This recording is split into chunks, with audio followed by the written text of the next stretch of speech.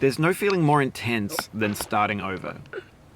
If you deleted your homework the day before it was due, as I have, or if you left your wallet at home and you have to go back after spending an hour in the commute.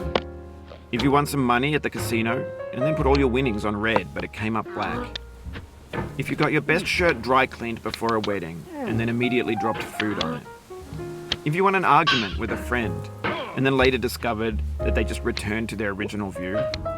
Starting over is harder than starting up. If you're not ready for that, like if you've already had a bad day, then what you're about to go through might be too much. Feel free to go away and come back. I'll be here. Alright, thanks for coming with me on this trip. I'll understand if you have to take a break at any point. Just find a safe place to stop and quit the game. And don't worry, I'll save your progress, always, even your mistakes. This game is a homage to a free game that came out in 2002, titled Sexy Hiking. The author of that game was Jazzo, a mysterious Czech designer who was known at the time as the father of B games. And B games are rough assemblages of found objects. Designers slap them together very quickly and freely, and they're often too rough and unfriendly to gain much of a following. They're built more for the joy of building them than as polished products. In a certain way, Sexy Hiking is the perfect embodiment of a B game. It's built almost entirely out of found and recycled parts, and it's one of the most unusual and unfriendly games of its time. In it, your task is simply to drag yourself up a mountain with a hammer. And that act of climbing, in the digital world or in real life, has certain essential properties that give the game its flavor. No amount of forward progress is guaranteed. Some cliffs are too sheer or too slippery. And the player is constantly, unremittingly in danger of falling and losing everything. Anyway, when you start Sexy Hiking, you're standing next to this dead tree that blocks the way to the entire rest of the game. It might take you an hour to get over that tree, and a lot of people never got past it. You prod and you poke at it, exploring the limits of your reach and your strength, trying to find a way up and over. And there's a sense of truth in that lack of compromise. Most obstacles in video game worlds are fake. You can be completely confident in your ability to get through them once you have the correct method or the correct equipment or just by spending enough time. In that sense, every pixelated obstacle in Sexy Hiking is real. The obstacles in Sexy Hiking are unyielding, and that makes the game uniquely frustrating. But I'm not sure Jazzo intended to make a frustrating game. The frustration is just essential to the act of climbing, and it's authentic to the process of building a game about climbing. A funny thing happened to me as I was building this mountain. I'd have an idea for a new obstacle, and I'd build it, test it, and it would usually turn out to be unreasonably hard.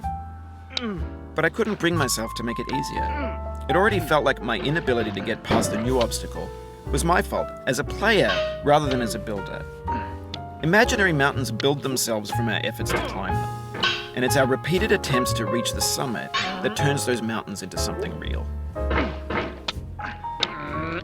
When you're building a video game world, you're building with ideas, and that can be like working with quickset cement.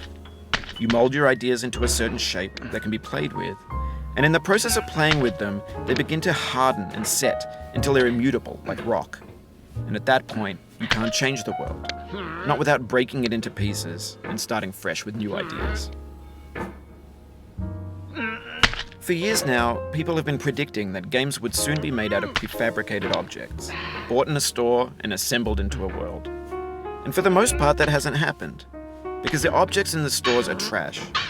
I don't mean they look bad or that they're badly made, although a lot of them are. I mean they're trash in the way that food becomes trash as soon as you put it in the sink.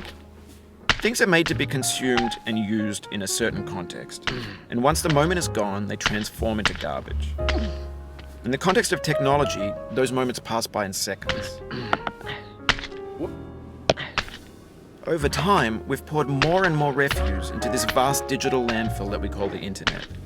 It now vastly outnumbers and outweighs the things that are fresh and untainted and unused. When everything around us is cultural trash, trash becomes the new medium, the lingua franca of the digital age.